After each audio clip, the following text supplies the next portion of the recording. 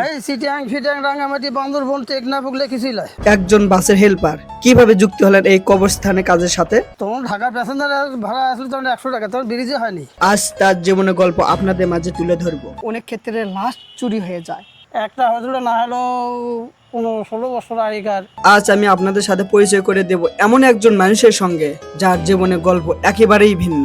ওই তো আজ বকশিস দিল 50 টাকা করে ভাগত করতেছে, 200 টাকা ওই 50 টাকা বাদ যাবি। এই সারাদিনে 50 টাকা 60 টাকা এমনি চা খাচ্ছি, পান খাচ্ছি, এই যে সকালবেলা নাস্তা করছি, এখন মধ্যে বাসার ভাত খাইনি। কি বলেন? দুপুরে ভাত কি জিনিস এখন মগজ যায়নি। কিন্তু ভাগ্যের অদ্ভুত মোড়ে আজ তিনি কাজ করছেন কবরস্থানে। যে কয়টা থেকে কয়টা পর্যন্ত ডিউটি হয় আপনার? না, এটা কোনো ডিউটি ঠিক নেই। আর এখনো যদি বলা যায় হয়তো কোনো জায়গার হতে কোনো পার্টিরা আসলো যে ইশারে বা সকাল 10টায় করা লাগবে, হয়তো এসে বলে গেল, এসে কাজ শুরু করে দেওয়া হবে। যেখানে প্রতিটি দিন শুরু হয় মৃত আর মানুষের শেষ বিদায় সাক্ষী হয়ে। আপনারা কতজন এখানে কাজ করেন? আমার 4 জন ব্যক্তি আর কি। তার থেকে বেশি কষ্ট আমাকেই বেশি হয়। এই ভোরে এসে গেটমেট খুলি, আর ওরা আসে 8টা-9টার সময়, আর আমার ভোরে নামাজের পরই আসেই গেটমেট খুলে দেয়, 9 অফ করে দিয়ে। কিন্তু প্রশ্ন হলো, কেন তিনি এই পেশাকেই বেছে নিলেন? আগে করছি গাড়ি ডিপার্টমেন্টের চাকরি। আচ্ছা। তারপরে এসে দেখলাম যে সেগুলা গাড়িও নেই আর সেগুলা মহাজনও নেই। এখন হেরোকালে যেগুলা মহাজন হচ্ছে, গাড়ি হচ্ছে, এগুলা তার গাড়িতে উঠিনি। কি এমন ঘটনা বা পরিস্থিতি তাকে এই পথে নিয়ে এসেছে? আমার ছেলে আগে গেছে বাবা। আপনার ছেলে মারা গেছে? 16 বছর বয়স। এখানে কবর দিয়েছেন? ওই পুকুরে পারতি আছে আমার ছেলে। এখন আর এইভাবে এখন যে কবরস্থানের ভিতরে চিরদিনের বিল্ডিং এটা, সেটাই এখন। আজকের এই ভিডিওতে আমরা জানাবো তার জীবনে অজানা গল্প, দেখব কিভাবে শুরু হয় তার প্রতিটি দিন, কেমন কাটে কবরস্থানে বাস্তব সময়গুলো, লাশ দাফনের পুরো প্রক্রিয়া, তিনি কি ধরনের দায়িত্ব পালন করেন, আর এই নীরব কবরস্থানে কাজ করতে গিয়ে কি বাস্তব অভিজ্ঞতা ও স্মরণীয় ঘটনা মুখোমুখি হয়েছিল। তাই ভিডিওটি শেষ পর্যন্ত দেখুন, কারণ আজকে এই গল্প শুধু একজন মানুষের পেশার গল্প নয়, বরং এমন এক জীবনের গল্প যা আমাদের জীবন, মৃত এবং মানবতার ও বাস্তবতার সম্পর্কে নতুন করে ভাবতে শেখাবে। আমার নাম হচ্ছে রেজাউল সরকার। কত বছর যাবত এই কবরস্থানে কাজগুলো করতেছেন? আমি 12-13 বছর হলে করতেছি আর কি। আচ্ছা। এর আগে অন্য কাজ করছি, তো এখন এসে যে আগে করছি গাড়ি ডিপার্টমেন্টের চাকরি। কিভাবে এই পেশার সাথে যুক্ত হলেন? এটা আমাদের এই থেকে কমিটির থেকেই মানে বলে কয় সেগুলো কাজ হচ্ছে আর কি। এই পেশায় আসার কোনো আগে ইচ্ছে ছিল? আগে তো করেছিলাম অন্য কাজ, আর সেগুলো কাজ তো এখন সেগুলো মহাজনও নেই, সেগুলো গাড়িও নেই। আর এই সিটিং ফিটিং রাঙামাটি বান্দরবন টেকনাফ কিছুই লয়। তখন ঢাকার প্যাসেঞ্জার ভাড়া আসলে তখন 100 টাকা, তখন ব্রিজে হয়নি। তখন বিজনেস ছিল না, যমুনা। যে এই যে কবরস্থানে, এটা কি মালিকানাধীন? না, এটা কি সরকার থেকে? না, এখনো সরকারি বেসরকারি আছে। এখন এই 42-45 বিঘের মতন জায়গা আর কি। হ্যাঁ, ওই পাশে 4 গেট, এমরাও 4 গেট। একলাভাবে কেউ দেয়নি, ওই সবাই মিলে কেউ 1 বিঘে দিয়েছে, কেউ 2 বিঘে দিয়েছে, কেউ হাফ বিঘে দিয়েছে, কেউ 5 শতক দিয়েছে, এরকম করে অনেকে দাম। আগেকার জায়গায় কিন্তু আমার খুব জানা আছে। আগেকার এখনকার স্বাধীনের লোক কিনতে হবে না, স্বাধীনকে পাকিস্তানের লোক কিনতে হবে। আপনি পাকিস্তানে? তাহলে আপনি বয়স কত? এখন 74 চলতেছে। দিনে কতগুলো না আপনি দাপন হয় এখানে? আরে ঠিক নাই, এটা ধরে দুটো হয়ে গেল, আরো হবে মকরবে। আপনি সর্বোচ্চ কতটি দাপন করেছেন? ওগুলোর কোনো হিসাব নেই। অনেকেই ধারণা করে যে 8 বা 10-এর মতন পড়ে গেছে। না, কঠিন কামে এমনি কিছু না। এটা যেগুলা কবর হচ্ছেই, বেশি কষ্ট করা লেগেছে ইয়ার ভিতর, করোনার ভিতর। রাতের 1টা-1:30টার দিকে গাড়ি অ্যাম্বুলেন্স আসে, ওই মাটি হারিয়ে গেলে পরে তখন ওই 2টা, 2:30, 3টার মতন বাজে, তখন যে বাসায় যাওয়া লাগে। প্রায় 40-42টার মতন কবর নিজে হাতে দিছি।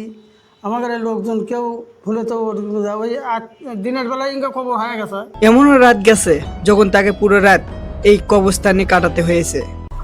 বাসায় যায়নি, বাসায় গেলে তো ঘুম ধরে যাবি। ওই সব সময় আস্তার উপরে ইটের উপরে বসে থাকি। যখন অ্যাম্বুলেন্স আসে তখন ওরাই নামায় আর কি। ওই যে বাঁশ বুস লাগে টেকে দিয়ে মাটি দিয়েছে, খাতা খুঁতে লিখে নিয়ে তারপরে দিয়ে ওরা সব চলে গেলো। আমার তখন বাসায় গিয়ে তো তখন রাত বাজে 2:30 3টার মতো বাজে। ওই টাইমে আর কোনো ওই টাইমে আর খাওয়া যাবে না, কোনো নেওয়া যাবে না। এত দীর্ঘ সময় এখানে দায়িত্ব পালন করতে গিয়ে তার কি কখনো জিন অথবা কোনো অস্বাভাবিক ঘটনার মুখোমুখি হতে হয়েছে? এতগুলো লাশ যে দাপন করেছেন, কখনো কি এমন মনে হয়েছে যে কখনো আপনি ভয় পাইছেন এরকম কোনো কিছু? না, ভয় এরিয়া করলে এ কবরের ভিতরে ঢুকতে পারবে না। এটা কিন্তু নিজে ভাতে শরীর সম্পদ ঠিক, আল্লাহর রহমতে কোনো অসুবিধা হবে না।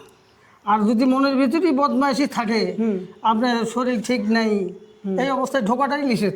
প্রায় 42 একর জমির উপর বিস্তৃত এই বিশাল কবরস্থান। যার মধ্যে যাচ্ছেন এগুলো সব জায়গাতেই কবর আছে। মানে যেগুলোতে আমরা হাঁটতেছি এগুলো কবর না? গেটের থেকে যখনই পারবেন তখন কবর উপর দিয়ে যাচ্ছে। তাহারও কালে হলো, ওগুলো আগে কোনো রাস্তায় ছিল না। কয়েক লাখ হচ্ছে তাও বলা যাবে না। এখানে ঠিক কতজন মানুষ চিরনিন্দায় শায়িত আছে তার সুনির্দিষ্ট হিসেব তার কাছেও নেই। যদি ধরে নেওয়া হয় এখানে প্রায় 1 লক্ষ কবর রয়েছে, তাহলে ভবিষ্যতে যখন এই জায়গা পূরণ হয়ে যাবে তখন নতুন করে কবর দেওয়া হবে কিভাবে? যখন যে ভাঙ্গা চূড়া আছে এগুলো সব সমান হয়ে যায়, ওই সেগুলোর উপর দিয়ে আমরা মাটি হয়ে যায়, তো খবর হচ্ছে। আমরা যখন ফিরে আসব তখন তিনি এমন একটি কবরের কথা বললেন যা শুনে আমরা সত্যি বিস্মিত হয়ে যাই। আর ছবি তুলিছেন? সেই কবরটি কার? কেন প্রতিদিন হাজার হাজার মানুষ আসে সেই কবরটি দেখতে? সেই কবর ঘিরে কি ইতিহাস, কি রহস্য বা কি বিশ্বাস লুকিয়ে আছে? এই প্রশ্নগুলোর বিস্তারিত উত্তর নিয়ে আমরা খুব শীঘ্রই আলাদা একটি ভিডিও আপলোড করব। তো এই যে স্বর্ণতে বাঁধা কবর, এটা কি সত্য? না, এটা সত্যি। এটা সত্য? আরো একটি প্রশ্ন ছিল যা হয়তো আপনাদের অনেকেই মনে এসেছে, এই কবরস্থানে কাউকে দাফন করতে হলে কত টাকা খরচ হয়? এখন যেটা মাটি হলো মনে হয় এটা দিল 2,000 টাকা। 2,000 টাকার মধ্যে 200 টাকা আমার কাছে থাকলো, 1600 টাকা অফিসে পৌঁছে দেওয়া লাগবে। 200 টাকা হচ্ছে পলিথিনের, 1800 দিকে গেল। আমার দিল 200 টাকা, 50 টাকা করে এক একজনের ভাগত করবি। মানুষে এটি আসে হাঁটতে যায়, বুঝলেন? ওই তো আজ বকশিস দিল, 50 টাকা করে ভাগত করতে চায়। 200 টাকা ওই 50 টাকা বাদ যাবি। সারাদিনে 50 টাকা 60 টাকা এমনি চা খাচ্ছি, পান খাচ্ছি। এই যে সকালবেলা নাস্তা করছি, এখন মধ্যে 5 ভাত খাইনি। কি বলেন? দুপুরে ভাত কি জিনিস এখন মগজ যায়নি। না, বেতন হিসেবে আমার চলার মতো নয়। আমরা এই জন্য হোটেলে ভাত খেতে পারি না। তো আমরা হোটেলে 7,000 টাকা বেতন পাই। হোটেলে যদি ভাত খাই 100 টাকা দিয়ে ফেট ভরবি না। তার বেতনের কথা শুনে সত্যি অবাক হয়ে গেলাম। রাত 12টা 1টার পর তখন থেকে সব ব্যক্তি কিন্তু তখন ওদের একটা গল্প আছে, ও সবগুলোই ওখানে সব কথাবার্তা হচ্ছে। দিনের বেলা তার কাউকে বাড়াচ্ছে না, সব ধরনের মানুষ যাচ্ছে আসতেছে। মানে ওরা ওই রাতের বেলা তখন তার কোনো ব্যক্তি এর মধ্যে ঢুকবি না। মগরব ফজরের নামাজের আজান পড়বি, তার আগ দেই। তার কথা আমরা বুঝতে পারলাম রাত 12টা পর এখানে লাশ দাপন করা হয় না, ফজর পর্যন্ত অপেক্ষা করতে হয়। ফজরের নামাজের পর দাপন করা হয়। কিন্তু প্রশ্ন হলো, তাহলে লাশ রাখা হয় কোথায়? লাশ এর ভিতর নেই, কয়েকদিন হলে এখন লাশ আসেনি। যাতে আপনি লাগানে গিয়ে কয়েকদিন লাগানে গিয়ে হলো 2 দিন 3 দিন পর্যন্ত লাশ থাকলো। কোথায় ধোয়ানো হয় একটু না নিয়ে এখান চলুন। থেকে ধুয়ে দেয়, হয়তো নিয়ে যাচ্ছে। হ্যাঁ, চলেন ওই গেট পর্যন্ত একটু না যায়। না, ওটা তালা মারা আছে, তো তালা আমার কাছে নেই। না যাবি না, ওই গেট পর্যন্ত এমনি যাবো। আচ্ছা, এটাই সেই ঘর না? ওই লাশের মেশিন আছে ওই মাথা। মিশিং বলতে কি মিশিংয়ের ভেতরে রাখা হয়? ওই সাইডে লাশ থাকবে। 4 নম্বর ফ্রিজ? হ্যাঁ, সেই রকম মেশিন আছে, এত বড় সাইজ। এত বড় সাইজ না? 10 জনও আলোক করে পাওলা। এই সাইডে একটা, এই সাইডে একটা, এই সাইডে একটা, এই সাইডে একটা। এই সাইডেও একটা, নিচে একটা। ও আচ্ছা, এই এরকম সাইডে করে লাশ থাকবে আমাদের। 4টা 1 লাশ মাস হোক থাকবে। 2 মাস হোক কিছু হবে না। সেই রকম মেশিন তো ওরা। এই লাশটা ধোয়ানো হয় কোথায়? লাশ এর ভেতরে? ওদের মাঝখানে। এটা কি? আচ্ছা, এইটা এই জায়গার লাই, এরই ওই পারেরটা। ওই এরই ওই পারেরটা না? হ্যাঁ, ওদের মাঝখানে যে লাইট পরে জ্বলানো আছে না, হ্যাঁ হ্যাঁ ওদের জেলা জাংলা যা আছে না, হ্যাঁ। ওই পাশেরটা। ওই পাশেটা। হ্যাঁ, ওটা দিয়ে ওই সেই লাশকে আপনি চলে। ধোয়ান? না, আর ধোয়ানোর লোক আলাদা? ধোয়ার লোক আলাদা, মহিলার লোক ছিল আলাদা। কারেন্টই ছিল না না? আসেন আসেন, আমরা এদিক যাই আগে। হয় যেমন যখন হচ্ছে লাগালাগি হতে, এমনও হচ্ছে 3 দিয়ে 4 দিয়ে করে দৈনিক খবর। হ্যাঁ না, হতে সকবারে তো আর একবারে হয় না। না না, এই জহরে হচ্ছে বা আসরে হচ্ছে বা মকরবে হচ্ছে বা ইশারে হচ্ছে, ওই টাইম করেই ওই টাইমে অপেক্ষা করাই লাগবে। তা জান এখন আজ লাশ আসে দেখি। আচ্ছা ঠিক আছে, ধন্যবাদ। অনেক কথা বললেন, অনেকে অসংখ্য ধন্যবাদ।